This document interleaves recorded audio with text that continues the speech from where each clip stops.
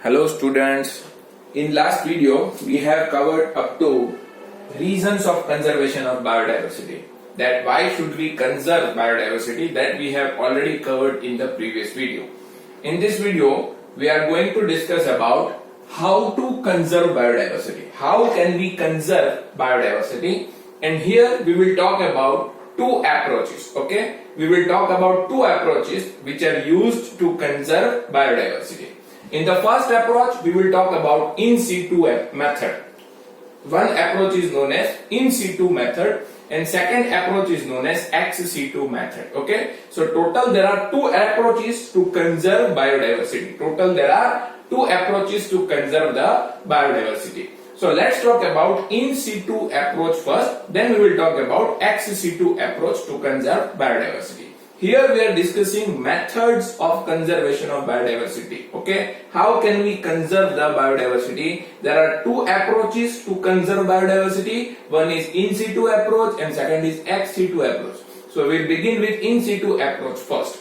In situ approach is like saving the entire forest to save the tiger. Okay, suppose if we want to save the tiger, then we save entire forest. That approach is known as in situ approach. Okay, if we want to save the tiger and if we save entire forest, that approach is known as in situ approach. We save entire forest to save the tiger, that approach is known as in situ approach. Many countries are facing conflict between development and conservation. Many countries are facing conflict between development and conservation, whether to develop our country or should we conserve the biodiversity.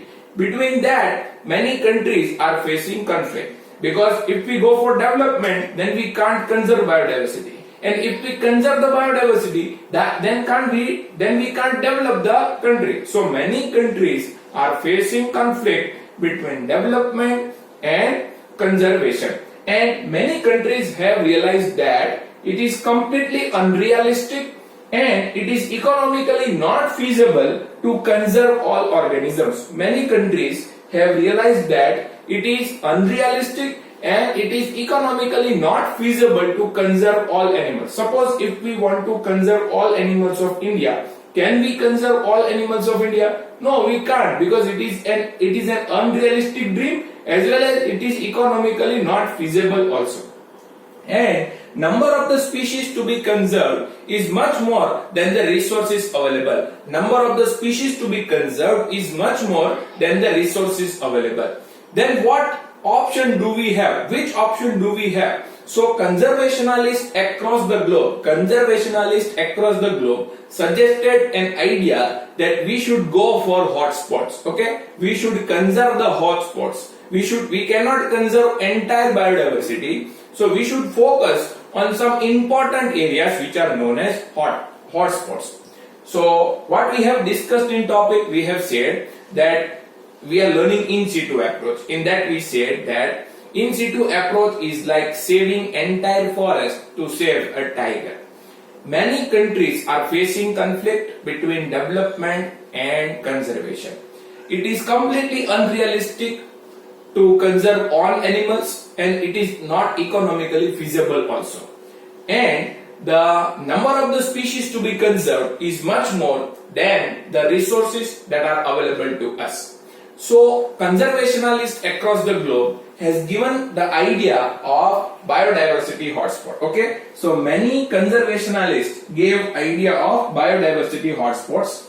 Biodiversity hotspots are the region of high species richness and high endemism.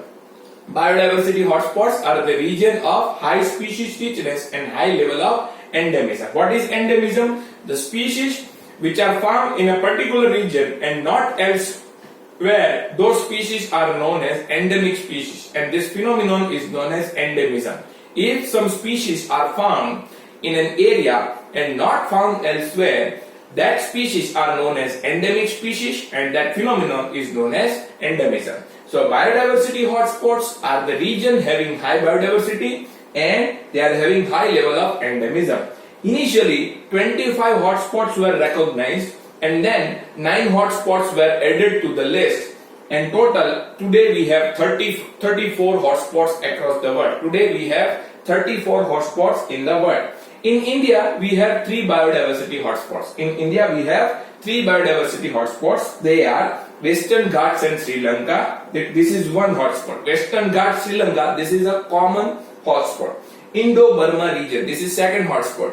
And third hotspot, it is Himalayan region. So we have 3 hotspots in India, Western Ghats and Sri Lanka, Indo-Burma region and Himalayan region. Hotspots, all hotspots of the world do not cover more than 2% of the land area. All hotspots of the world do not cover 2%, more than 2% of the land area. But if strict conservation is done in this area, in hotspot, if strict conservation is done, then it can reduce the loss of biodiversity up to 30%. Okay?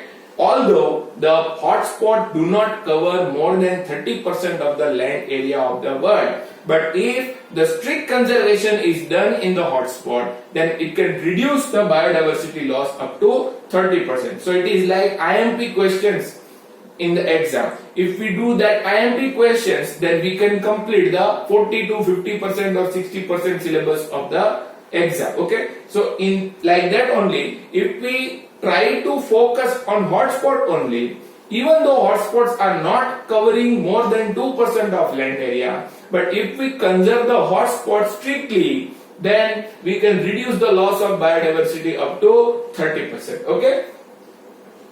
Now in India, the regions having high diversity are legally protected. In India, regions having high diversity are legally protected by making them biosphere reserve, by making them wildlife sanctuary, and by making them national park. Okay, in India, regions having high biodiversity are legally protected by announcing them or by making them biosphere reserves or wildlife sanctuaries or national park. We have 14 biosphere reserves in India. We have 448 wildlife sanctuaries in India, and we have 90 national parks in India. These regions are legally protected, and that's why they come under in situ conservation. All animals and plants within that regions are conserved. Okay, so that is known as they are the part of in situ conservation. Hotspots are also a part of in situ conservation. Hotspots are a part of in situ conservation. Wildlife sanctuary, national park, biosphere reserves, they are also part of in situ conservation. These regions are legally protected. Chalo, let's talk about another method of in situ conservation, that is sacred grove. Okay, in India, forest tracts were set aside. In India, in the previous era or today also, the forest tracts were set aside, and all trees and wildlife within that regions were venerated and were given total protection. In India, in ancient time also and today also, forest tracts were set aside in some villages. Okay, and the wildlife within that region or wildlife within that forest were venerated and were given total protection. And that wildlife as well as that forest were worshipped by the local communities. Okay, in India, in some regions, forest tracts were set aside, and the wildlife within that forest were given complete protection, and they were venerated, and they were worshipped by the local communities. This kind of forest which were worshipped by the local communities are known as sacred groves. Okay, the forests which are worshipped by the local communities are known as sacred groves. And such kind of sacred groves are also a part of in situ conservation. Such type of sacred groves are also a type of in situ conservation. Now let's talk about the example of sacred groves. Khasi and Jaintia of Meghalaya. Okay, Khasi and Jaintia hills of Meghalaya, Aravalli hills of Rajasthan, Western Ghats of Karnataka and Maharashtra, Sarguja, Chanda and Bastar region of MP. These are the sacred groves that are seen in India. Here, the local communities worship the forest. In that manner, they conserve the forest. Okay, they worship the forest also, and they worship the wildlife in that forest. In this manner, they conserve the forest. So there is no need to give legally protection over here. Okay, there is no need to give legal protection over here because the community itself is so much aware that they worship that region, and that's why they protect that. Okay, so these are known as sacred groves. They are also a part of in situ conservation. So students, we are discussing how to conserve biodiversity. In that we said that we have two approaches of conserving the biodiversity. First approach is in situ conservation and second approach is ex situ conservation. In situ conservation, we said that it is like saving the entire forest to save the tiger. And we said that many countries are facing conflict between the development and conservation, whether to go for development or to go for conservation. Between them, the many countries are facing conflict, and the resources available to conserve all the species are not available, and it is unrealistic and economically not feasible also to conserve all the organisms. We can't conserve all organisms. It is unrealistic also, and it is economically not feasible also. As well as resources available for the conservation are also very less than the number of the species that are to be conserved. And so conservationists across the globe gave an idea about biodiversity hotspots. Biodiversity hotspots are the region having high species richness and high level of endemism. Endemism is a phenomenon. Some species are found in some region only and they are not found elsewhere. These kind of species are known as endemic species, and this phenomenon is known as endemism. So biodiversity hotspots show high level of endemism, and they also show high level of biodiversity. Initially, 25 hotspots were identified, but later 9 were added to list, making it 34. Okay, so total 34 biodiversity hotspots are there across the world. And in India, 3 biodiversity hotspots are there: Western Ghats, Sri Lanka, Indo-Burma region, and Himalayan region. And even though the hotspots cover 2% of the land area across the world, but if the strict conservation is done in the hotspot, then it can reduce biodiversity loss up to 30%. In India, some regions which are having high biodiversity are legally protected by enhancing them as biosphere reserve or as wildlife sanctuary or by national park. So the biosphere reserves are 14 in India, wildlife sanctuaries are 448 in India, and national parks are 90 in India. And in India, some regions where in some regions the forest tracts were set aside, and wildlife within that forest were completely venerated and given total protection by the local communities. Actually, they were worshipping the local forest. They were worshipping the forest as well as wildlife within. So this kind of forests which are worshipped by local communities are known as sacred groves, and sacred groves which are found in India are Khasi and Chaitya hills of Meghalaya, Arvali hills of Rajasthan, Western Ghats of Karnataka and Maharashtra, Sarguja, Chanda and Bastar regions of MP. So this all is included in situ conservation. Okay, in situ conservation examples are biodiversity hotspots, biosphere reserve, wildlife sanctuary, national parks, and sacred grove. These are the examples of in situ conservation. Now we will talk about ex situ conservation in the next slide.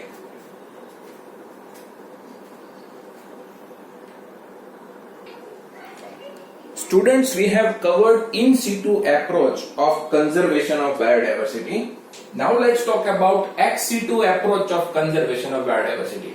Sometimes some animals and plants are threatened or endangered. Okay, sometimes some animals or plants are threatened or endangered.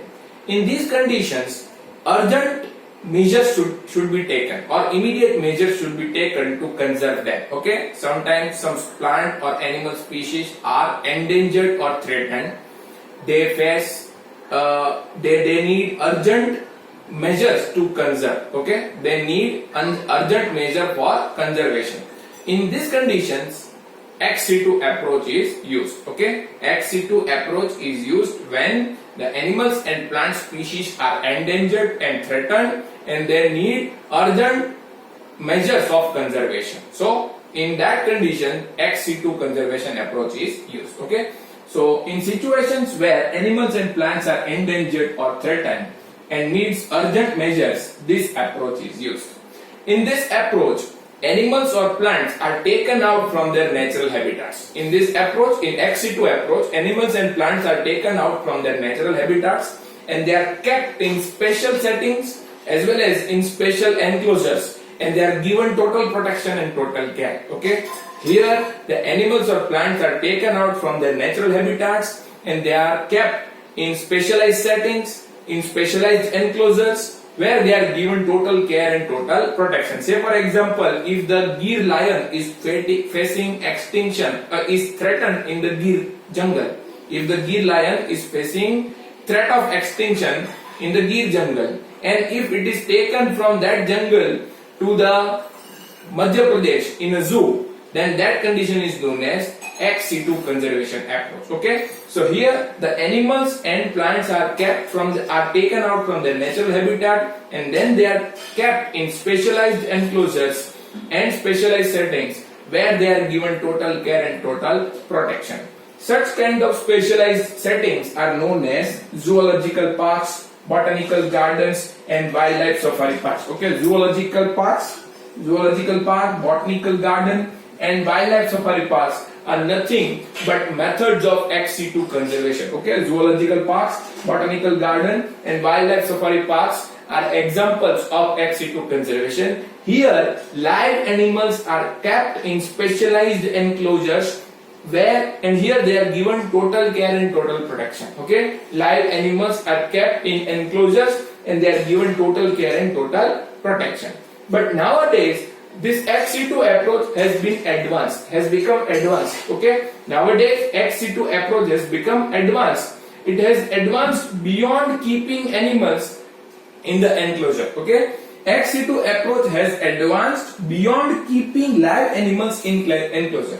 So today we don't keep live animals in enclosure. Actually, we are keeping in some regions, but nowadays this method has been advanced. So we don't keep live animals in enclosures, but instead of them, we get their gametes. We get their gametes, and we store these gametes in cryopreservation condition, in fertile and living condition. Okay, we take the gametes of animals and plants, and we store them by using cryopreservation in viable and fertile condition. And we can use these gametes whenever we want to produce new animals using in vitro fertilization. Okay, we use these gametes whenever we want to produce new animal using in vitro fertilization. So ex situ approach has advanced beyond living animals in enclosures, and today gametes can be preserved in viable and fertile condition for long periods using cryopreservation techniques. Okay, today we use cryopreservation techniques where the gametes can be stored for long time. Gametes of the plants and gametes of the animals can be stored and preserved in fertile condition as well as in viable condition for long time. And whenever we want to produce new animal, we can use those gametes, we can fertilize them, and we can produce new animal in vitro condition. Okay, the fusion of the gamete which occurs outside of the body of the organism in an in vitro condition is known as ex situ approach. Fusion of the gamete which occurs outside of the body of the organism in vitro condition is known as ex situ approach. So this is an advanced ex situ approach.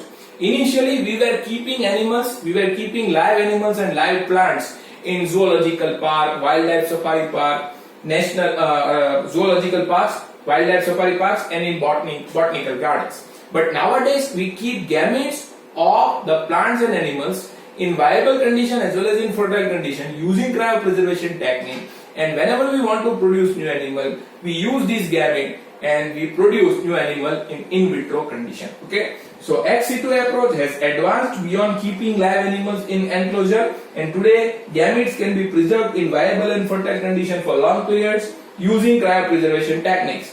Here eggs can be fertilized in vitro. The fusion takes place outside of the body of the organism, and it occurs in vitro condition. So eggs can be fertilized in vitro condition. Plants can be propagated by using tissue culture method. For plants, we have specialized method known as tissue culture method. This is also a part of ex situ conservation. For plants, we have specialized method of ex situ conservation that is known as tissue culture, that is known as tissue culture. Okay, and sometimes we store seeds of different economically important plants. Sometimes we store seeds of economically important plants in seed banks. Seeds of the economically important plants can be stored in seed banks. So example of ex situ conservation are zoological park, botanical garden, wildlife safari park. Then ex situ in vitro fertilization of egg and storage of the gametes using cryopreservation technique. These are also examples of ex situ conservation. And propagation of plants using tissue culture and seeds which are stored in seed bank. These all are examples of ex situ conservation. This is known as modern ex situ conservation. This is called as modern ex situ conservation. This is known as traditional ex situ conservation. This is traditional ex situ conservation. This is modern ex situ conservation. So this is all about ex situ conservation. Now let's talk about the measures taken by countries to reduce loss of biodiversity. Measures taken by countries to reduce loss of biodiversity. As you know that biodiversity knows no political boundary. Biodiversity knows no political boundary. So it is a collective responsibility of all countries to conserve biodiversity. Okay? Biodiversity knows no political boundaries. So it's a collective responsibility of all countries to conserve the biodiversity. And for that, all nations have done 2 meetings to reduce the loss of biodiversity. All nations have done 2 meetings to reduce the loss of biodiversity. The first meeting was named Earth Summit. First meeting was named Earth Summit, which occurred in 1992 in Rio de Janeiro city of the Brazil. The first meeting to reduce loss of biodiversity was held in the Rio de Janeiro city of Brazil in 1992, and the name of that summit, the name of that meeting is known as Earth Summit. Okay, and the second meeting that happened in 2002 in Johannesburg of South Africa. Second meeting to reduce loss of biodiversity happened in 2002 in Johannesburg of South Africa. The name of that meeting was World Summit on Sustainable Development. Okay, World Summit on Sustainable Development is the second meeting that happened in 2002 in Johannesburg of South Africa, and in that meeting 190 countries participated. 190 countries of the world participated in this meeting, and they all agreed to conserve biodiversity and to reduce loss of biodiversity by 2010 at local level, national level and global level. Total 190 countries participated in 2002, and they all agreed to reduce loss of biodiversity at local, national and global level by 2010. So these are the 2 measures taken by all countries to reduce loss of biodiversity. First meeting was held in Rio de Janeiro city of the Brazil in 1992, and the name of that meeting was Earth Summit. And the second meeting is known as World Summit on Sustainable Development, which occurred in 2002 in Johannesburg city of South Africa, and 190 countries participated in that meeting, and they all agreed to reduce loss of biodiversity at local, national and global level by 2010. So this is all about ex situ conservation. Here we finish our chapter number 15. In the next video, we will begin with a new chapter. Okay? Best of luck.